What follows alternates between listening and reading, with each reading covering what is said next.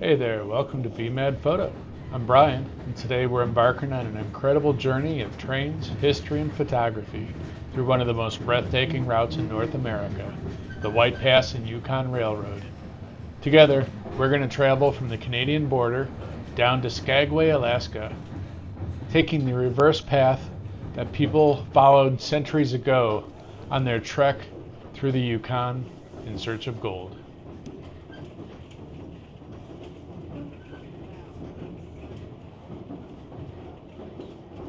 This narrow gauge railway, built in 1898 during the Klondike Gold Rush for $110,000, was designed to conquer the rugged wilderness.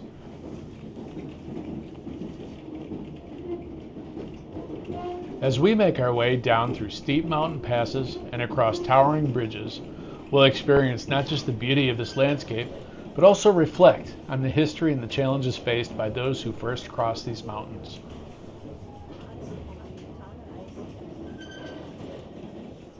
Take again. Originally built in just 2 years, this railway is an engineering marvel. Considering the harsh conditions of the region, its steep grades and tight turns wind through deep gorges and mountain passes, transforming what was once a treacherous trek into a scenic journey. The same mountains that once claimed lives are now traversed with ease.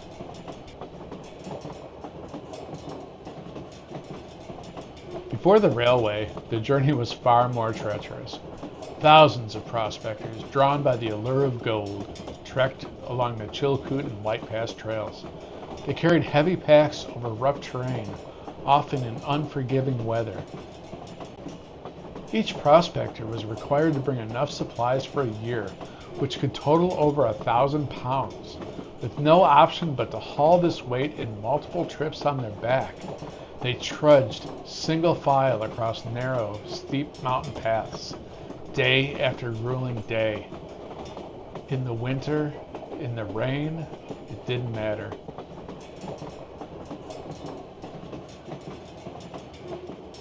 Originally, they did not have horses, and to get this load to the top, to the gold fields, they would make multiple trips back and forth, carrying 100 pounds in wooden boxes on their backs, single file. But to ease the burden, many turned to horses, hoping they could carry the load much quicker. But the conditions of the White Pass Trail, later known as the Dead Horse Trail, were brutal. The rocky, steep terrain and the cold, wet weather pushed these animals to their limits and, unfortunately, to their breaking points. Many horses, exhausted and undeferred, couldn't keep up. They collapsed under the strain or stumbled on the uneven path, plunging to their deaths or falling right on the trail where people continued to march on through their carcasses.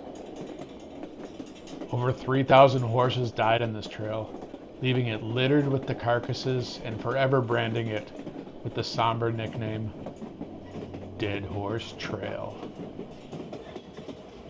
The scenes were so gruesome that many prospectors recalled it as the Trail of Desperation, marked by this tragedy.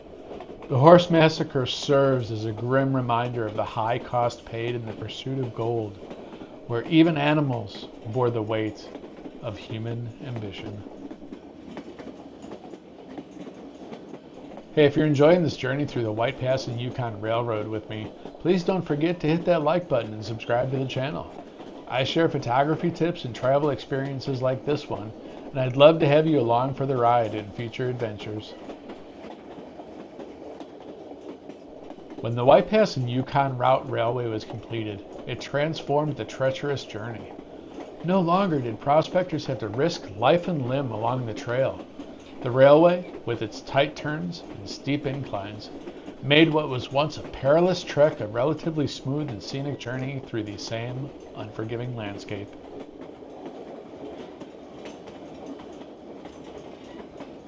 Now, as we continue our journey, we're approaching one of the most significant landmarks on this route, the border between the United States and Canada. This point marks where we officially leave Canadian territory and enter Alaska, one of the northernmost and most rugged parts of the United States. The small building to our right that we just passed was the old custom station. It still stands as a monument and a piece of railway history. Also on the right, you'll see the marker that signifies the border between these two great nations, with the flags of both countries proudly displayed. The marker itself has stood here for decades, a reminder of the peaceful and cooperative relationship between the US and Canada, nations that share one of the longest undefended borders in the world. During the Klondike Gold Rush, this very route was a gateway to untold fortunes, with travelers moving back and forth between these two countries as they chased their dreams of gold. Both nations played key roles in supporting and shaping the development of this historic route. Let's just reflect on the beauty of this moment, how seamless the landscape transitions from one country to another. Here, in the rugged wilderness, nature knows no boundaries. And these mountains, valleys, and forests are shared treasures, preserved and protected by both countries, offering all of us the chance to enjoy the raw, untouched beauty of this land.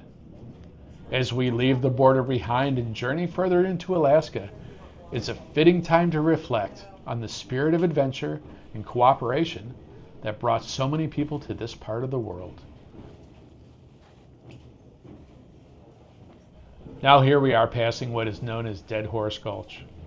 As you look to the right, you'll notice the remains of an old bridge, a structure that has become a relic of history. This is the old Cantilever Bridge, once a vital part of this railway's original route. Built in 1901, this bridge was a marvel of its time, standing as one of the tallest cantilever bridges in the world. Imagine the workers in the early 20th century battling fierce rain and weather and the rugged landscape to build this impressive structure over the deep and dangerous gorge below. This bridge was constructed using a combination of wood and iron, materials typical of the era. The massive iron framework you see today still stands strong, but the wood has long since weathered and decayed, a stark reminder of the passage of time. The bridge once carried thousands of passengers and tons of supplies across Dead Horse Gulch, making it a critical and crucial link through the height of the Klondike Gold Rush. For over half a century, this cantilever bridge allowed trains to pass safely over the gorge. However, due to safety concerns and advancements in engineering, it was retired in 1969. Today, the trains travel over a new modern bridge, which we just passed over, but this old structure remains, partially collapsed as a tribute to the incredible feats of engineering that allows this railway to exist today.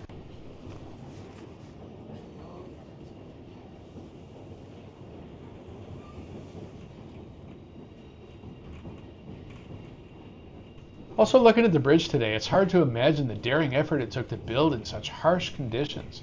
The combination of treacherous terrain, unpredictable weather made this a dangerous undertaking, but it was one that had to be done for the railway to succeed.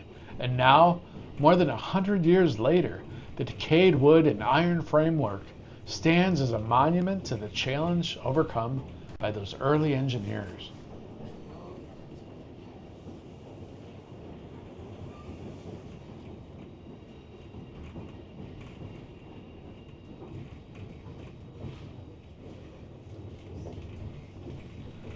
So now, as we've left the old Cantilever Bridge behind, we're reminded of the connection between past and present, of the transformation from the old days of steam engines and wooden bridges to the modern comforts we enjoy on today's ride. This moment is not just a scenic view, but also a glimpse into the incredible history of the White Pass and Yukon Railroad.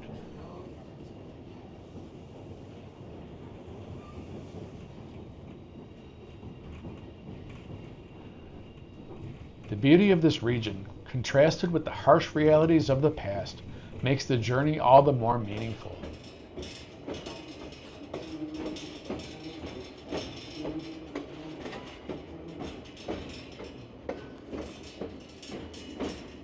From the sacrifices of the horses and men who crossed Dead Horse Gulch to the engineering marvels of the old Cantilever Bridge, The White Pass and Yukon route tells a story of human determination and ingenuity, one that's etched into the very landscape we're traveling through.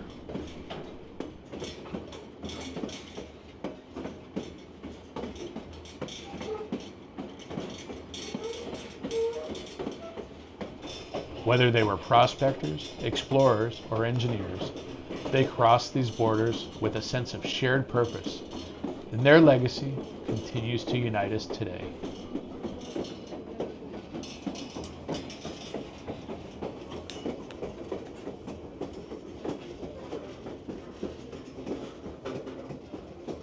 Today, we're fortunate. Mid-September has brought some of the best weather seen here in weeks by locals. Crisp air, clear skies, and the sun casting a warm glow over the rugged terrain.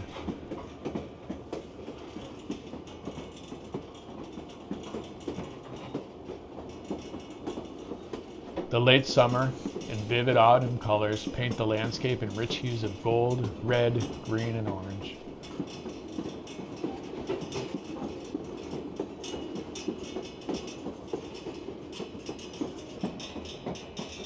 There's a tranquility here, a peacefulness that invites reflection as the train winds its way through the peaks and valleys of this majestic land.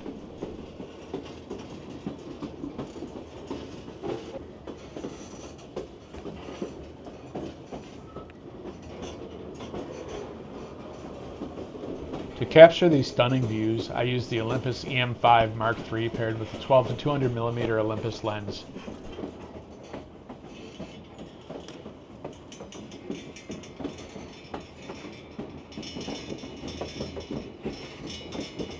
On a quick-moving train, primes are not an option. I love having a zoom where quick adjustments are key, and this weather-sealed setup has made all the difference in the world.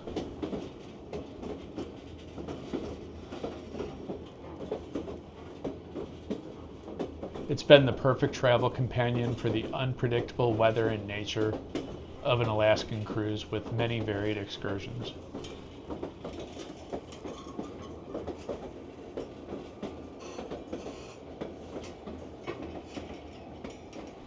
Also, this lens has really overperformed and exceeded my expectations.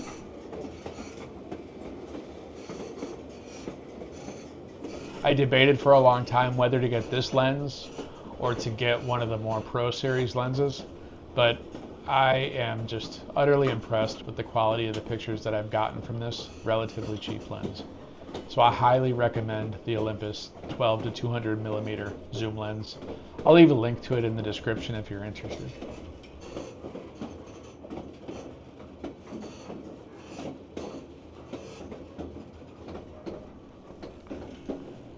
As we now descend into Skagway, the landscape continues to unfold, revealing waterfalls, sheer cliffs, wildlife, and heavier forestation as we move into the rainforest.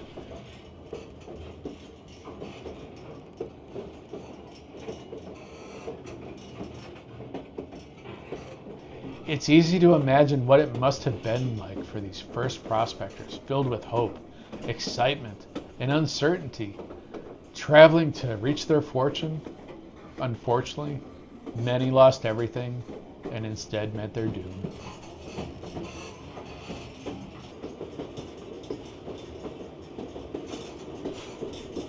The White Pass and Yukon route isn't just a tourist attraction, by the way.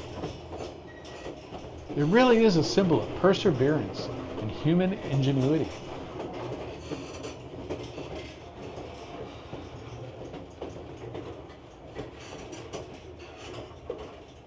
It reminds me of all the lengths we've gone through to really connect distant places and overcome our natural barriers. Today, this railway stands as a tribute to the pioneers who dared to dream and to the workers who made that dream a reality.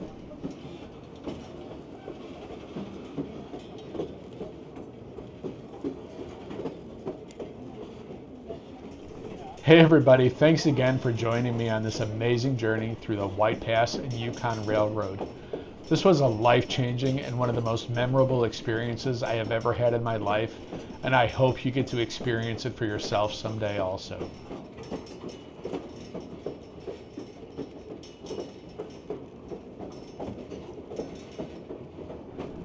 If you enjoyed this video, please feel free to hit the like button and subscribe to BMad Photo for more content like this. Whether it's photography tips, the occasional gear review, or scenic adventures, a lot of it is to be found on BMad Photo.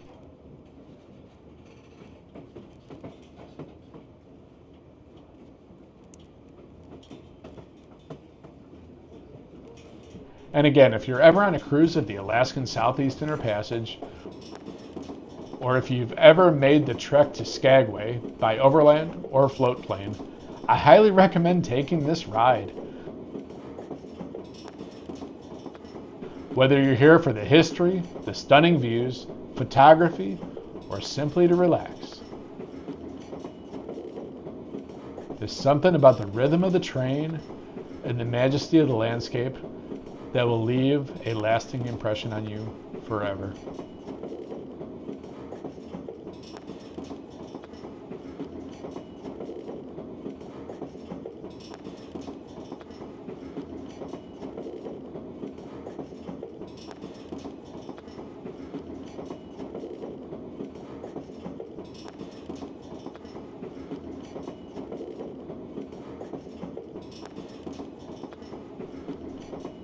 And again, before you go, why not check out another video on the channel?